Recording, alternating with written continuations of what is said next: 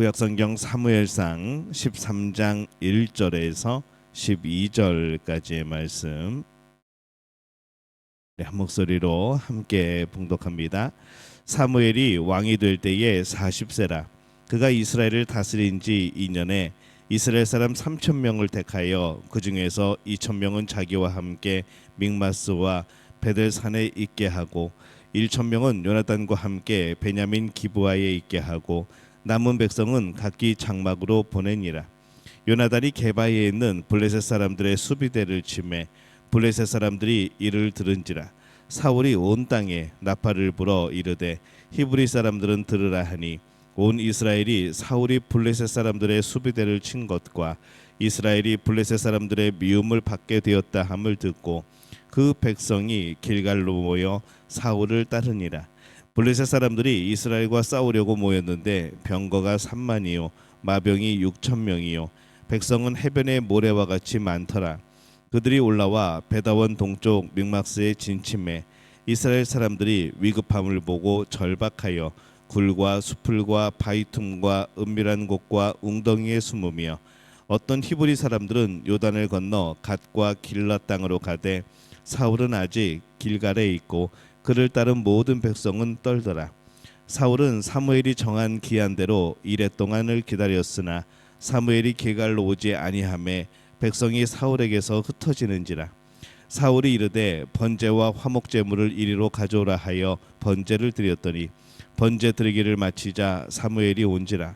사울이 나가서 맞음에 무난함에 사무엘이 이르되 왕이 행하신 것이 무엇이냐 하니 사울이 이르되 백성은 내게서 흩어지고 당신은 정한 날 안에 오지 아니하고 블레셋 사람은 믹마스에 모였음을 내가 보았으므로 이에 내가 이르기를 블레셋 사람들이 나를 치러 길갈로 내려오겠거늘 내가 여호와께 은혜를 간구하지 못하였다 하고 부득이하여 번제를 드렸나이다 하니라. 아멘.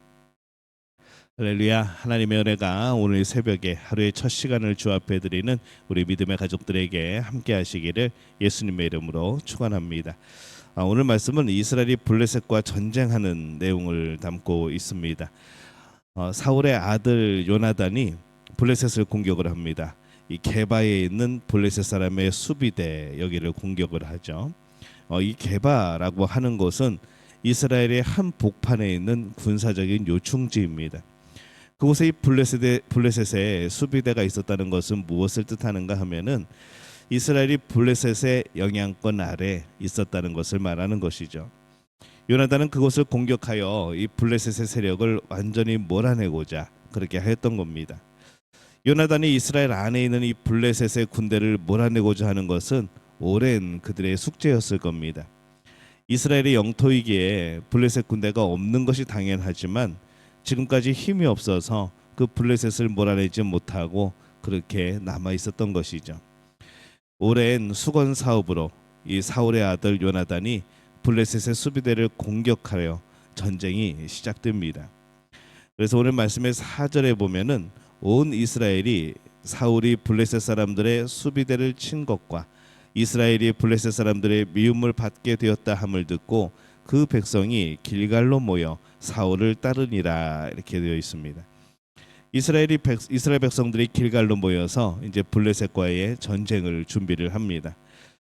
블레셋 사람들이 이스라엘과 싸우려고 모였는데 해변에 모래같이 많더라라고 성경에 기록을 하죠. 이 블레셋에 참 거대한 군대가 몰려옵니다. 블레셋은 초장에 기세를 잡으려고 많은 군사를 동원했고 이스라엘의 한복판인 믹마스까지 단숨에 올라옵니다. 이스라엘의 중심 지역에 블레셋 군대가 있고 또 이스라엘 군대는 지금 변두리에 길갈에 모여 있는 그런 좀 뭔가 뒤바뀐 그런 형국이 되어 있는 것이죠. 너무 많은 블레셋 군사와 좋은 무기들을 가지고 있는 것을 보고 이 이스라엘 백성들이 두려워합니다. 요단강을 건너 도망가는 사람도 있었고 그래서 이 길갈에 모인 이스라엘 군사들은 모두 두려움에 떨고 있었습니다. 전쟁은 목숨이 위태로운 일입니다. 전쟁에서 지면 모든 것이 끝이죠. 그래서 두려운 것은 당연한 겁니다. 살다 보면 전쟁처럼 우리를 두렵고 떨게 하는 것들이 있습니다. 그 일에 넘어지면 내 인생의 모든 것이 송두리째 뽑힐 것만 같은 쓰러질 것만 같은 그런 두려운 일들이 있는 것이죠. 그런 일을 당했을 때 우리는 과연 어떻게 해야 될까? 길갈에 모인 이스라엘 군사들이 두려움에 떨고 있을 때 그 중심에는 사울이 있었습니다. 8절에 보면은 사울은 사무엘이 정한 기한대로 이레 동안을 기다렸으나 사무엘이 길갈로 오지 아니하매 백성이 사울에게서 흩어지는지라. 아마 이전에 사무엘이 사울에게 소식을 전했던 것으로 보입니다. 그것은 하나님의 뜻이라는 이름으로 전했을 것이 분명하죠. 하나님께서 말씀하시기를 며칠에 길갈로 가서 제사를 드리라 하시니까 그때까지 기다리십시오. 아마 이런 메시지를 보내지 않았을까 생각합니다. 이 사울과 백성들은 그것을 기다리고 있었습니다. 본래 기다림이란 참 고되고 힘든 일입니다. 특히 하루길도 안 되는 18km 정도 떨어진 곳에 이 블레셋의 대군이 모여 있는 곳을 알고 있을 때에는 더욱더 불안한 것이죠. 언제 블레셋이 쳐들어올지 모릅니다.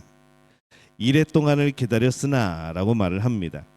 이 가까운 거리에 무서운 블레셋 군대가 있는데 7일이나 기다렸다는 것은 어떻게 보면 참 많이 기다렸다라는 생각도 할 수 있는 것이죠. 기다리면서 하나님은 왜, 이 사무엘은 왜 이 7일간이나 기다리게 하는가 불평이 많았을 겁니다. 약속한 7일이 되었는데 이 사무엘이 나타나지 않습니다. 백성이 사울에게서 흩어지고 있습니다. 군사들이 길갈에서 떠나기 시작하는 것이죠.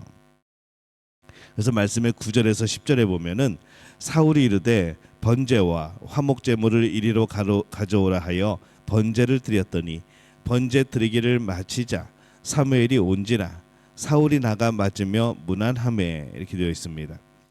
약속한 7일째가 되었는데 사무엘이 나타나지는 않자 사울은 번제를 드려버립니다. 번제 드리기를 마치자 사무엘이 도착을 합니다. 그래서 히브리어 성경에는 이렇게 표현을 합니다. 보라, 사무엘이 왔다 라고 말합니다. 그래서 이 사무엘을 강조한 문장이죠. 번제를 드리고 화목제를 드리는데 번제 드리기를 마치자마자 정말 기가 막힌 타이밍에 사무엘이 온 것을 두고 하는 그러한 표현입니다. 번제를 드리기 전 아주 조금만 일찍 사무엘이 왔다면 좋을 뻔하지 않았을까라는 생각을 해봅니다.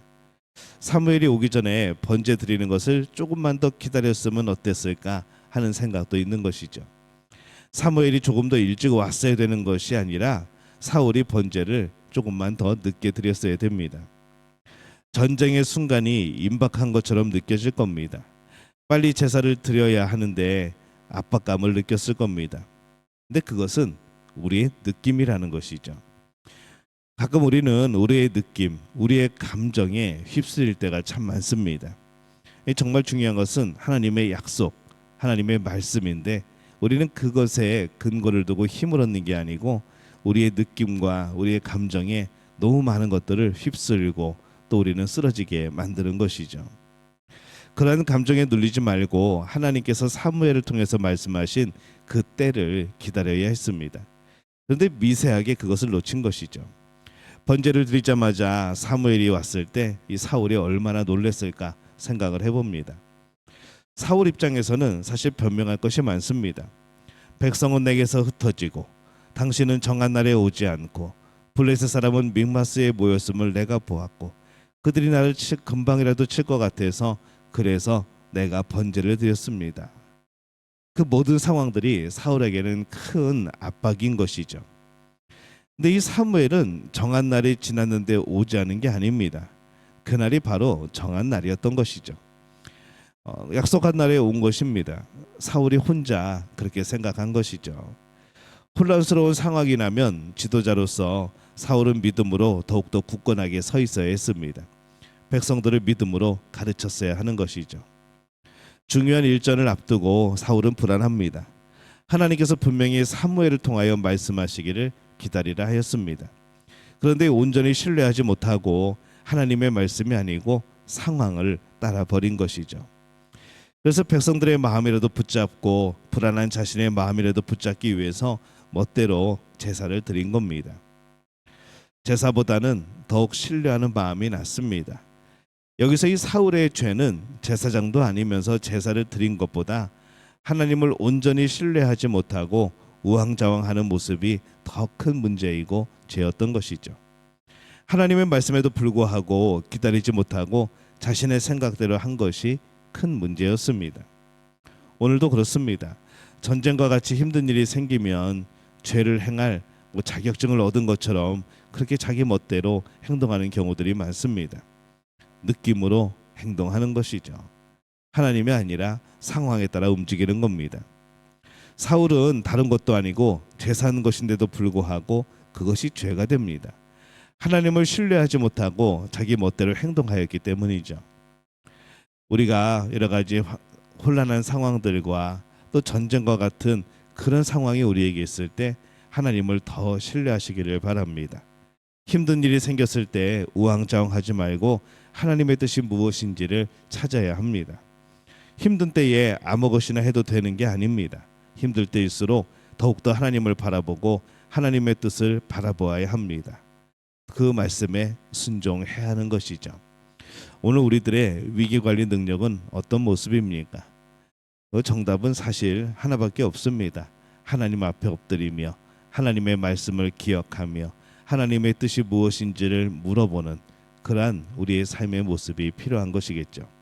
오늘 믿음의 가족들이 어떤 상황이든 하나님을 떠올리며 그 말씀을 떠올리며 하나님의 뜻을 물어볼 수 있는, 그리고 하나님을 신뢰할 수 있는 그런 복된 분들이 되어지시기를 예수님의 이름으로 축원합니다.